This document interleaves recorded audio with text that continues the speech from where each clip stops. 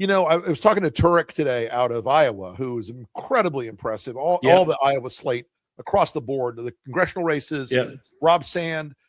And I heard in him today what I heard in Rob Sand, what I heard in Tallarico, what I hear in Plattner. They are connecting with working class Americans who are under the economic gun. And I think that is going to overcome an awful lot of oppo drops in the coming months. Yeah, no, when I did on the ground shows in Iowa with Turek and Sand and everybody, we had great candidates out, and they are connecting with working class voters. I mean, just true, and they're going all over the. I mean, Sand has been 100 town halls, doing another 100. I think he's going around on his second one. Turek's been wheeling that chair up to your door and knocking on it, and they are connecting. And I just did some on the ground shows in Texas that we're about to drop next week.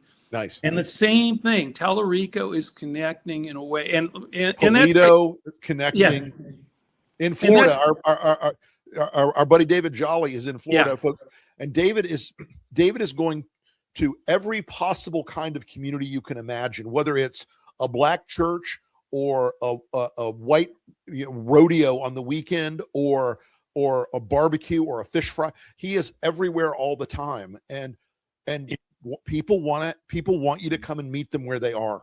They want to connect with them. Yeah, and so I think these candidates. I mean, I think first of all, people are. Look, it's really kind of interesting. Everybody was asleep on Iowa. Yep. They were essentially asleep on Texas, although that's, with Tallarico got a lot of attention there. They've been asleep on Florida for sure, with both Inman and Jolly. Yep. Tough fights, but both are in play. It's possible. But they weren't asleep on Plattner. No, they were awake on Plattner. They got Plattner right in the face. No, that's what I'm saying. It's just crazy. It just really is. I'm sorry, that unified message of talking to working voters, and talking to people who are feeling this economic pressure on every single side, and it just amazes me because none of them are in the woke ditch of stuff that Republicans can easily mock them about. The Republicans don't want to argue about the economy. They want to argue culture wars, and none of them are taking the bait. And I think that is incredibly important. Yeah, no, look, I think, Plattner just isn't going to be easy for them to do that to. I don't, what, they're going to trans him.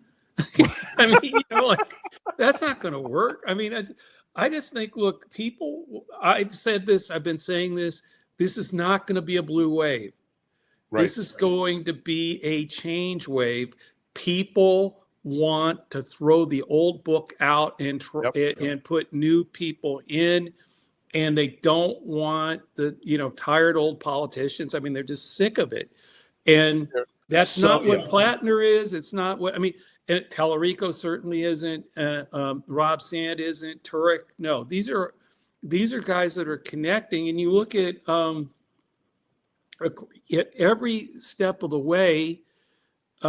Even like in Alabama, when we had the Doug Jones primary a couple Tuesdays ago, there was 116% increase in Democratic turnout in that primary, doubling from 2022, and the Republicans had a 25% decrease in their turnout from 2022. Which we've seen in Iowa, we've seen it in Texas, we've seen it everywhere that primaries are happening this year. The Republican turnout numbers are in free fall.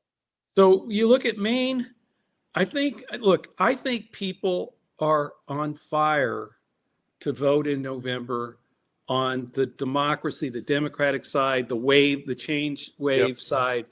And they're not as on fire to go out to and help reelect Susan Collins, clutching her pearls, being all upset about and concerned, but not doing a damn thing about any of it.